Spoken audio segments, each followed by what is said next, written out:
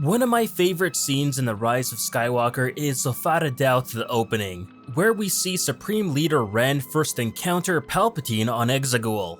It's not only a cool scene in terms of visuals and storytelling, but I really like how it shows the lies and manipulation through the dark side dealing that takes place between these two. Here we have Kylo Ren, who's the supreme leader of the most powerful army in the known galaxy. He's got it all: power, infamy, supremacy over anyone who opposes him, and yet a year into his reign, here out of nowhere comes his first real threat: the supposed return of Palpatine.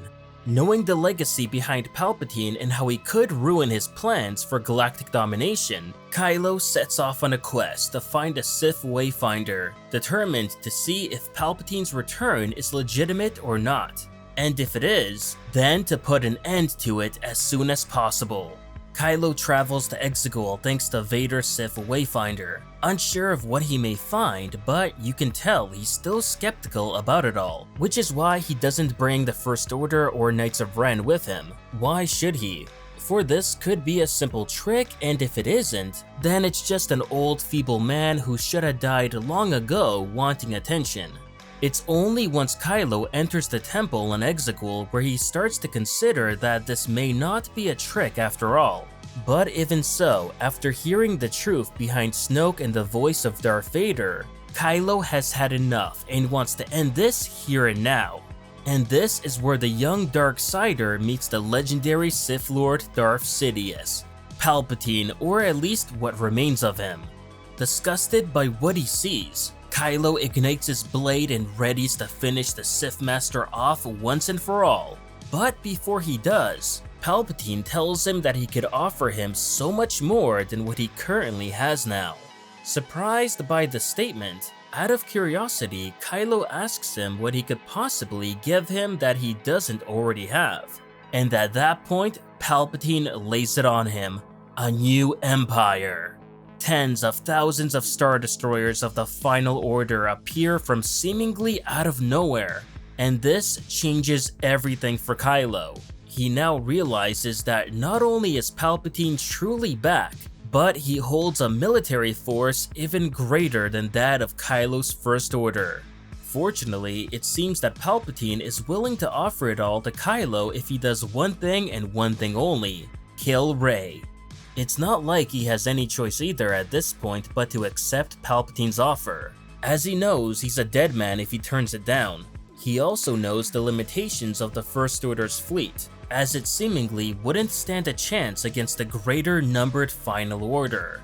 So it's here that Kylo knows he needs to play it smart. He has to drop his hostility towards Palpatine, as he's now severely outnumbered and completely underestimated the situation coming in without any backup.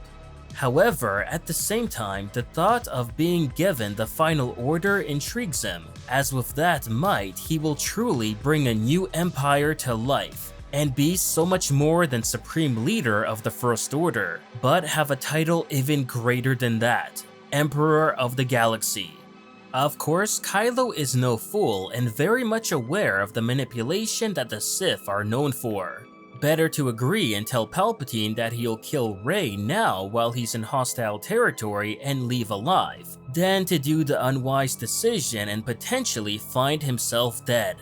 As even though Kylo tells Palpatine he will kill Rey, and keeps telling him that later throughout the movie, especially when threatened to have the First Order attacked by the Final Order, Kylo never truly intends to go through with this. As we find out, his true plan is to recruit Rey to the dark side, and together with her kill Palpatine and take his Final Order by force. Meanwhile, Palpatine himself, like Kylo, is also lying. As we find out later on, Palpatine is disgusted with Kylo due to him being a Skywalker, and wants nothing more than to exact his revenge onto him. But at this moment in time, he still needs him. Kylo is nothing but a chess piece to Palpatine. He needs him to do his dirty work for him, promise him the Final Order, have him kill Rey, and then in the end, when Kylo least expects it, kill him too, removing one major threat against him out of the equation. Of course, it wouldn't be Palpatine without having a backup plan in place too. as in the event Kylo fails in his mission, then Palpatine can attempt to manipulate Rey to undergo the Sith ritual and take her over, resulting in him regaining youth in a new body, no longer needing to rely on Sith alchemy and dark side technology to keep him in the world of the living. It's all just really interesting. From the get-go, neither Kylo or Palpatine are on the same page. They each have their own hidden motives and agendas, but of course are two-faced and lie to each other in order to move forward in their own individual plans. Exactly as you would expect a deal between two fanatics of the dark side to go. This is N7 from Silos, signing off.